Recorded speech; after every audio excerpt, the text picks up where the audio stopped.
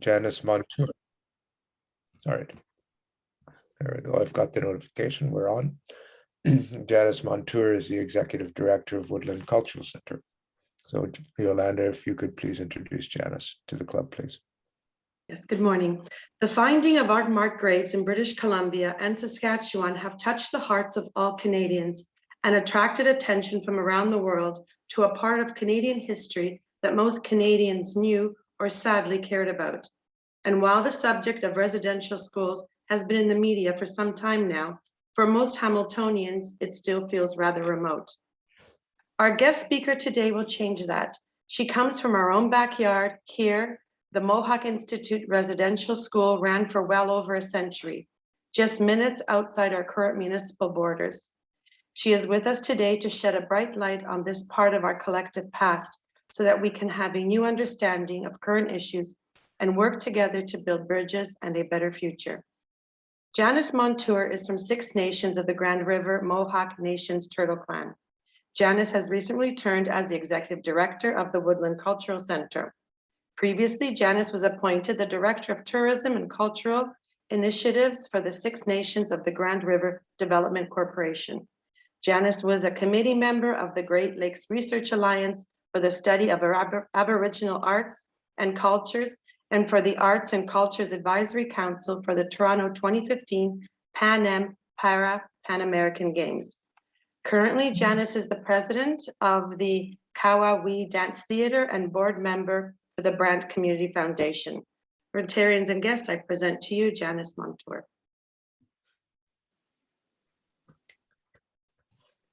Sego sa guego, gohon doktor yongats gahaga, Majolto, Atnawala Nuigitomonto. Greetings, my name is Janis Monture, and I am coming from you from 6 Nations of Grand River this morning. Today I'll be doing a short presentation, very detailed packed, and then following up with a short Q&A. Some of the comments that I will be making is sometimes hard to hear, so I just ask people to practice some grounding techniques and self-care following the presentation.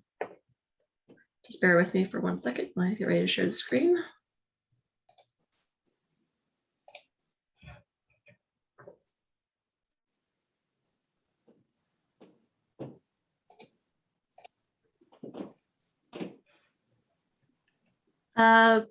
Woodland Cultural Center is currently on the site of the former Mohawk Institute Residential School. We began in 1972 upon the closure of the Mohawk Institute in 1970. This is a quote from Geronimo Henry. He is a survivor. Oh, apologies. Of the residential school. This is a quote from him. What I want for the future generations, the 7 generations coming up, is to get back their language, culture, and ceremonies, because that's basically what the residential schools took away from all us kids that went there. We want them to be aware of these schools and what happened. They should always remember these residential schools and what happened there so that none of these schools can ever come in existence again. The Woodland Cultural Center is a First Nations educational and cultural center. Like I said earlier, it was established in 1972 to protect, promote, interpret, and present the history, language, intellect, and cultural heritage of the Anishinaabe and the Ongwahome. This mandate is from our member nations, Wata Mohawk, 6 Nations of the Grand River, and the Mohawks of the Bay of Quinte. The museum collection has over 35,000 artifacts. The education department conducts guided tours of the museum, galleries, and former residential school, virtually, of course, at the moment, and conducts various arts and cultural workshops and outreach presentations. The galleries showcase new exhibitions on a 3-month cycle, showcasing contemporary visual arts from our art collection, along with traveling exhibitions and curatorial projects with First Nations visual artists, as well as curating in-house historical exhibitions. We also undertake a number of research and archiving initiatives, such as digitizing our Longhouse language, audio collections, transcriptions, and translations of ceremonies. The Mohawk Institute Indian Residential School operated in Brantford, Ontario from 1828 to 1970. It was primarily a boarding school for First Nations children from 6 nations, as well as other communities throughout Northern Ontario, Northern Quebec, and as far away as Northwest Territories. It served as a key tool in the effort to assimilate First Nations children into a Europeanized Christian society and severed the continuity of culture from parent to child. In 1834, the school went from being a day industrial school to an actual boarding school where it housed 10 boys and 4 girls. In 1859, the school was burned to the ground by what is believed by the older male students because they hated attending the school so much. It was rebuilt in 1860, where it was built to house 60 children.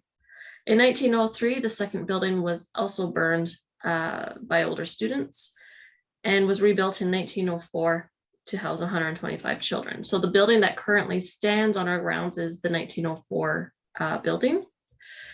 At its height in the 1940s, the school housed over 185 children, ranging in age from age 3 to 16. By 1869, a majority of the teachers who taught at the school were former students that attended. Many people ask what it was like to be a child at one of these schools. It wasn't necessarily a school at the end of the day. It was primarily an institution. It was an institution that was neglectful to children. It was an institution that treated the children as child labor to maintain the operations of the school.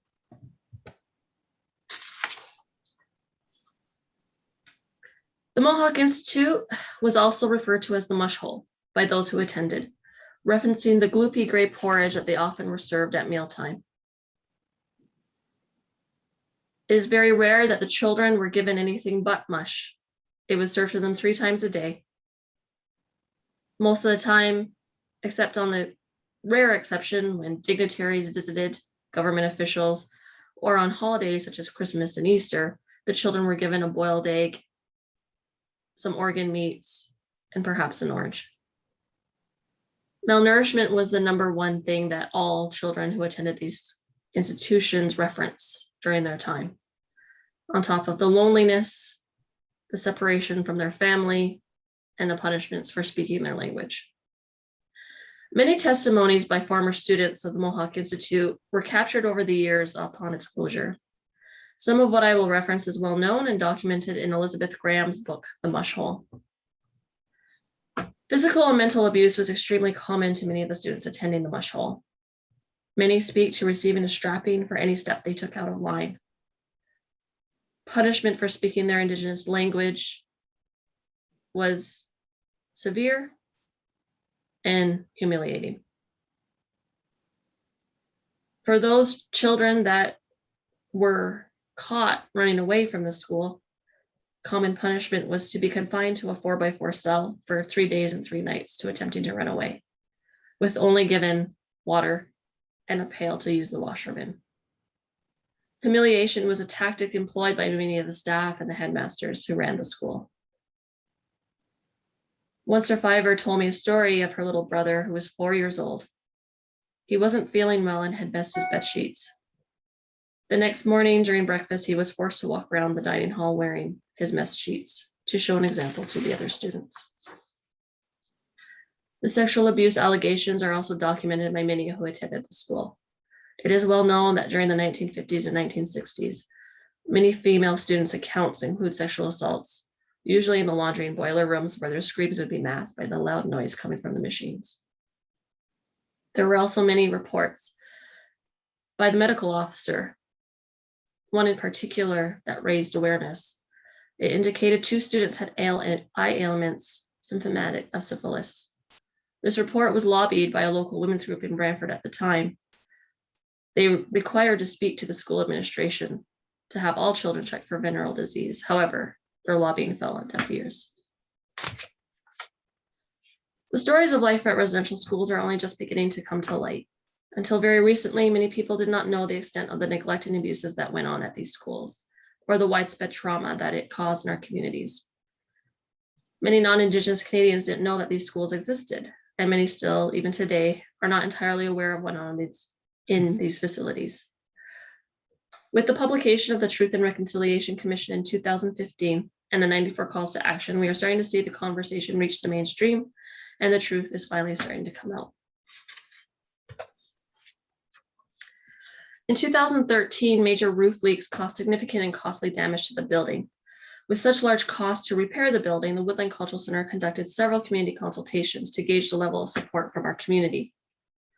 The consultation process included 2,500 comment cards distributed throughout our community. 3 community info sessions were held in 2013, guided tours of the building with information completed in October of 2013, information available on our website with downloadable comment cards, and interviews on radio stations and TV. In the initial conversations I was having with community leaders, it definitely was a 50-50 split on whether or not we would save the building. Then something remarkable happened at our first community consultation. There were approximately 40 community members in the room, and a majority of them already had their comment cards filled out. I finished my presentation, which simply stated the facts and the approximate cost it would take to repair the building. I opened the floor for questions, and an older gentleman stood up. He said, "My name is John. I went to the Mohawk Institute. It would be a shame for the history to be lost. Our community had the chance to demolish it like other communities did, and now they have no historical connection to their sites other than loss and grief. This is an important part of Six Nations and Canada's history, and we should ensure no one ever forgets what happened to our children. I don't want my grandchildren to ever forget what happened to me." He then sat down. No one else spoke, but rather everyone got up, threw out their comment cards, filled in new ones, where they decided to change their response to save the building. The results were overwhelming, with more than 96% in support of the restoration of the Mohawk Institute. In response, the Save the Evidence fundraising campaign was launched. This is a campaign to raise awareness and support for the restoration of the former Mohawk Institute Residential School and to develop the building into an interpreted historic site, an educational resource. As a site of conscience, the final goal is to create a fully realized interpretive center that will be the definitive destination for information about the history of residential schools in Canada, the experiences of survivors of the schools, and the impact that residential school system had in our communities. The Mohawk Institute building itself is one of only a handful of residential school buildings left standing in Canada. It is one of only 2 in Ontario, and the only one which was offering guided tours of the space until its closure for repairs. Our community overwhelmingly wanted to repair the building to save the evidence of what happened there during this dark chapter in Canadian history and to ensure that this history is never forgotten. The task of fundraising such a mammoth and expensive project was huge. So fundraising was organized into 3 distinct groups. However, it is now 4. Phase 1 was to complete the main building roof and front porch. It was fully funded and construction was complete in 2018. Phase 2 was focused on mechanical upgrades, the rear roof, and waterproofing, and completed in 2019. Phase 3 is looking at masonry, HVAC, windows, and accessibility, and will be starting very soon, and hopefully to be completed in early 2024. Phase 4, which is now the interpretation phase, will be completed in late fall of 2024, which we hope will open to the public. Early in this process, we worked with various consultants and developed a recommendations report to highlight comparable museums and historic sites for consideration by our staff tasked with designing public programming for the Mohawk Institute as an interactive didactic space. In addition to conceptualizing proposed displays and exhibit spaces, this report detailed visitor experiences, trends, which range from ticketing and guided tours, because we have to deal with sensitive subject matter. The focus has shifted from programming that was more visitor-led and reliant on technology to something that's more appropriate for a heritage site structured around mandatory guided tours. These would provide a curated exploration of residential school life in the mid-20th century, delivered by trained educators, providing historical information, perspectives, and enhanced by informative panels and immersive historic displays. The Mohawk Institute can present contemporary viewpoints that strive to understand this conflicted history, acknowledge its impact and outcomes, and ensure that such issues are reduced in the present and future. It is recommended that the tour start at the front door of the Mohawk Institute after viewing a 10-minute orientation film at the Woodland Cultural Center Museum. Then visitors would access the first floor, second floor to view the dormitories of students, ending in the basement where the tour will end with an impact legacy of residential schools. So I just want to show you just some of the comparisons from 2014 and 2019 of the space of the school itself today and where it stands in regards to our renovations. So this was the front facade. On the left is 2014 and on the right is 2019. So we have reinstated the original balcony, the 3-floor balcony that was of the school from the time it was built. This is the cafeteria or dining hall, and this is at the rear of the building. Some spaces have been left to be very, very much raw and original to what the space looked like. So this is the boys' dormitory, which is, the boys' playroom, which is located in the basement of the building. This would have been on the first floor. This is also the boys' area, sometimes referred to as the TV room,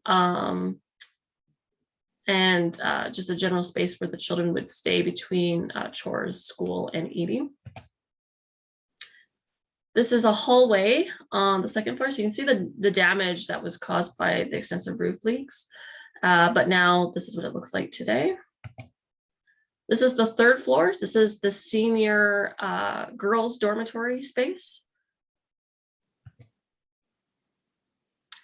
So well, not every year, but since 2018, we've been hosting survivor gatherings. And this is a time and space and a day in which we bring together survivors, public, families of survivors, to spend a day to remember and respond to Orange Shirt Day on September 30th. This year, the survivors will be meeting, it will be a private event, also primarily due to COVID restrictions. It is a day where the survivors get together to reconnect, to share stories, to also undertake some cultural programming. A lot of the language and culture of many of the students and children who attended this institution were lost during their time at the school. Today, we continue to provide the cultural programming necessary for the revitalization of our languages and culture. We work with a lot of community partners as well in our community to provide programming for the day of the survivors gathering. And this is actually a walk, which we do from the school down to the end of the laneway. The reason it's very important is that a lot of the survivors really had little to no access outside of the school grounds, in the sense of being able to freely come and go as they pleased. Their entire day was scheduled from the time they woke up to the time they went to bed, where they were allowed to be in the building, where they were allowed to be outside. The boys had more freedom in the sense that they were allowed to attend to the farm and, be in the gardens and sometimes take the goods from the farm to the local farmers market. The girls, on the other hand, were very much more restricted. They had a fenced-in play area where they were really not allowed much time, more than an hour a day. Most of their duties were confined to domestic chores within the building, where they were in charge of laundry, cooking, doing dishes, cleaning and washing floors, maintaining the dormitories. That was very restrictive in that sense for the children. So the survivors are the ones who really guide the day in working with my team at Woodland and with our community partners. And one of the biggest things for them was to do this walk. So everyone who are supporters of survivors, we stand along the sides of the driveway to the school, and the survivors make the walk from the front steps all the way down and walk back up, because it is that sense of that they were able to come back, but still allowed to freely come and go as they wish. So a lot of people have been asking lately, primarily about how you can help. So we receive donations every year.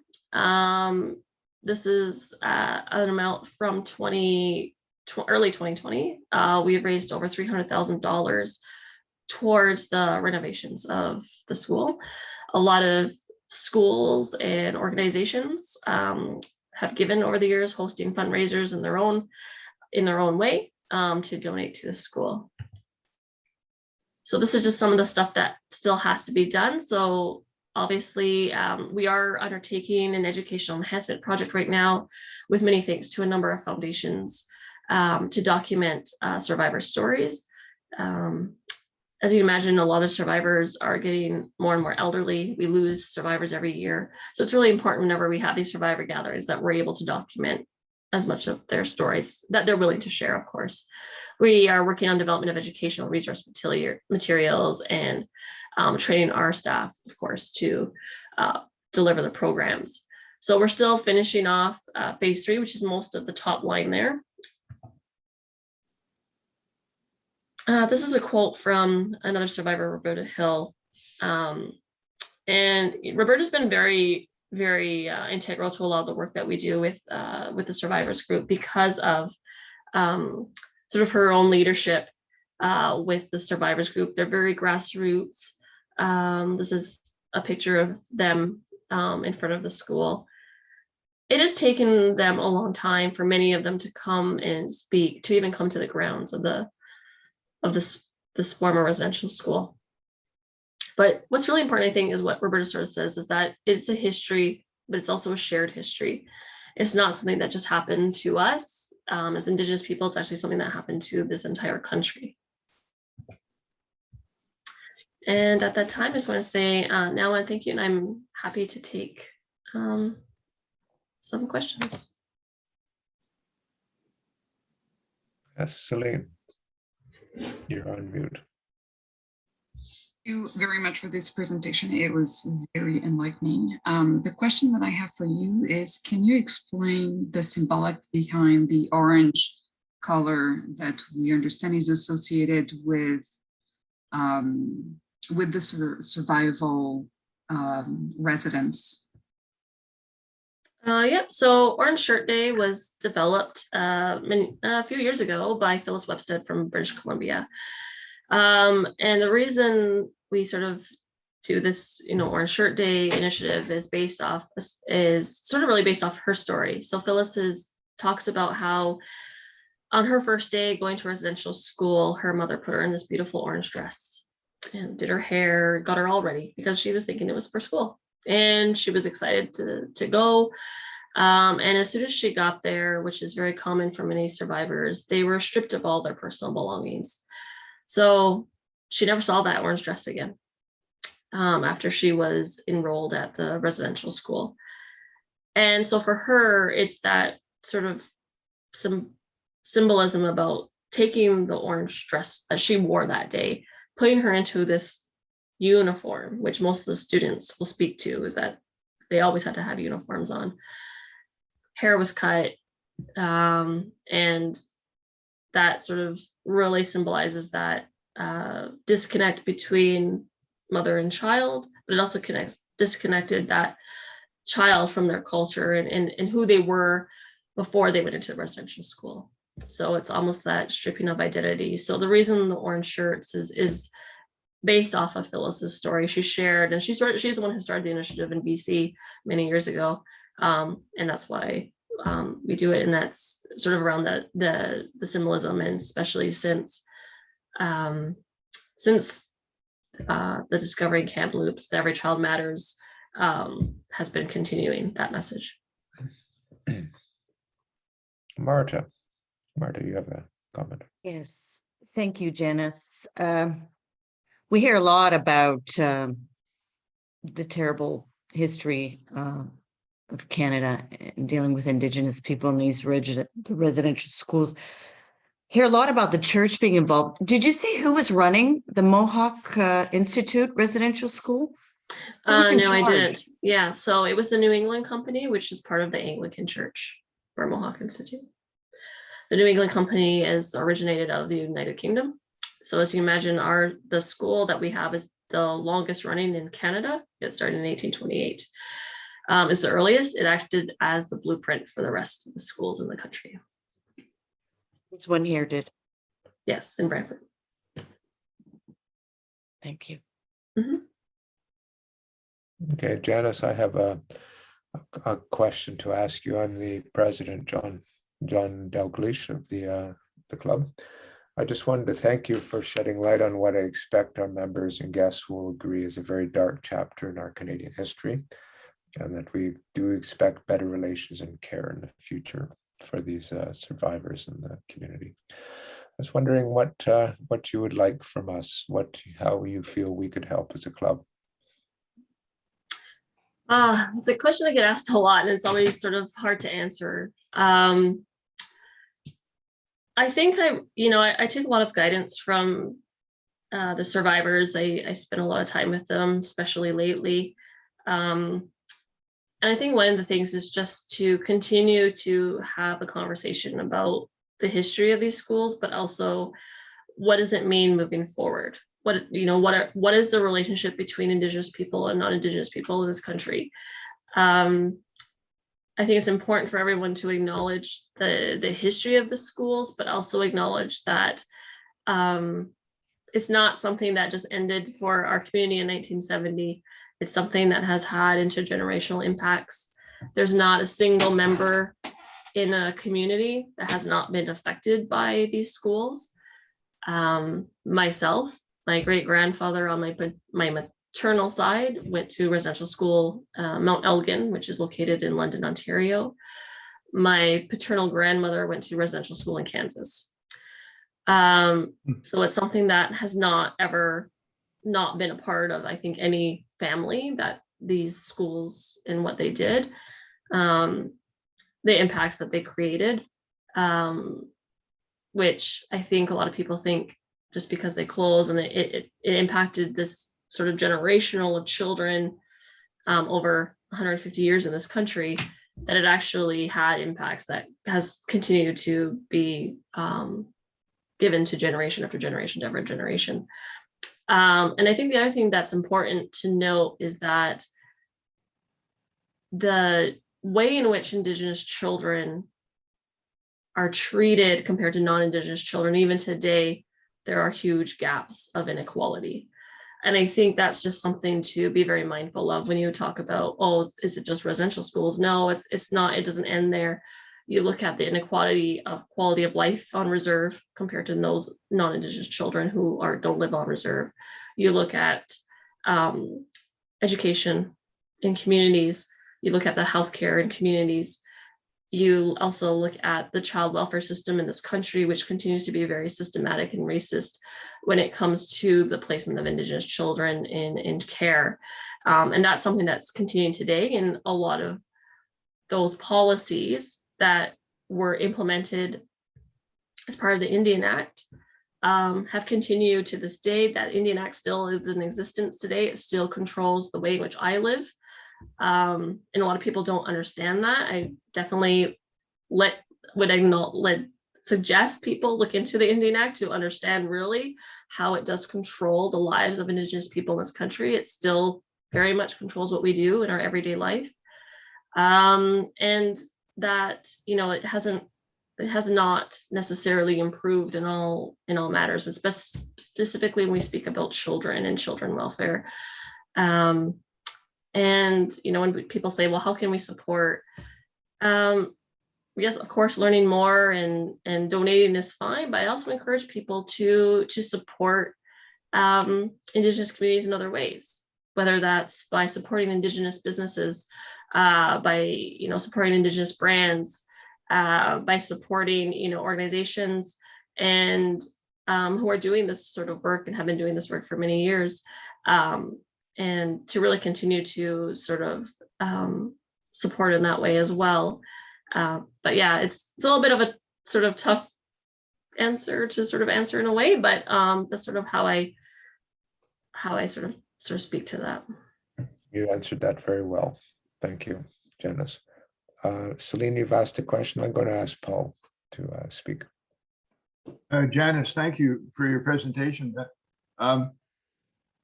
You have any partnerships or arrangements with the Rotary Clubs in Brantford? Yes and no. There's two Rotary clubs in Brantford. There's Rotary Sunrise and there's the Rotary. I believe I'm speaking again to one of them. I can't really remember. I have several speaking engagements over the last few months. But we did work with Rotary early on in phase 1. I believe they gave a large donation towards the phase 1 of renovations. Thank you. Thank you. Mhm. All right, Shana also has a question. Thank you so much, Janis, for sharing all of that. I saw in the news recently that similar to all of the mass burial sites that have been uncovered out west, that I guess searches were going to be starting at the Mohawk Institute in the not so distant future. Do you know if they have any idea how long it may take to know, the results from that search? Could it be 6 months? Could it be a year? Or you just don't know yet? It's too soon to tell. Yeah, so I sit as part of the Survivor Secretariat, which is in charge of undertaking the investigations. I'm only there as just because it does impact my daily day-to-day activities because I manage the site. Right now, the community has requested a criminal investigation. So in that sense, it is being organized by 3 police forces. So the Ontario Provincial Police, Six Nations Police, and the City of Brantford Police are working together as a police task force because of the area in which they have to search is over 500 acres. And it does impact what is now habitated areas within the City of Brantford, as well as Six Nations territory, because where we're located is still Six Nations territory within the city limits. And of course, the Ontario Provincial Police are also involved, and the provincial coroner, I believe, is also involved. Those meetings are very early. I attended 2 weeks ago a meeting with all police task forces, and they're currently building the team to start the investigation. They will be prioritizing areas to investigate based off testimonials from survivors and any other historical research that they come across, but you can understand that it's going to be a lengthy process. Some of the police investigators, chief investigators, are indicating to us that this could be several years because of the large area in which that has to be searched, but also the mass research that they have to go through because the school ran for so long, but also it ran so early. So a lot of these records, although people are like, oh, it was an Anglican run residential school, to a point it was, but if you go from 1828 to, I believe, like 1920s, it was still very heavily managed by the New England Company, which is located in the United Kingdom, which means now it requires international laws. Right. So it's very, very complex. Celine, can you go quickly, please, if you had a last comment or a question? That'll be the last one. The last question I wanted to ask, how can we advocate for this subject when we are in conversations with people that, let's just say, continue to have some fairly racist views over the matter? Are there some guidelines that says that we can refer to be able to advocate properly? Just absolutely go to our website at Woodland. We list a number of resources that can assist in sort of providing some more information about the history of the institutions. All right, thank you, Celine. That was a very good question. Yolanda, are you there?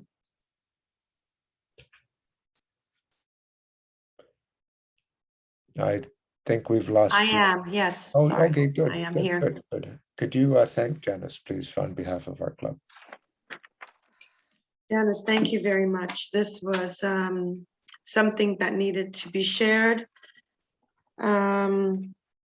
As a Rotarian, we like to pay attention to issues that are important, and we thank you very much for joining us this morning. Thank you for having me. We will also be inoculating 25 children against the polio virus in your honor. That's how we thank our speakers. next week's speaker for the club is and our governor and club member Ann Birmingham, and she will be running the meeting. So it's a joint meeting between the Jamestown Club and the Brantford Club and our club.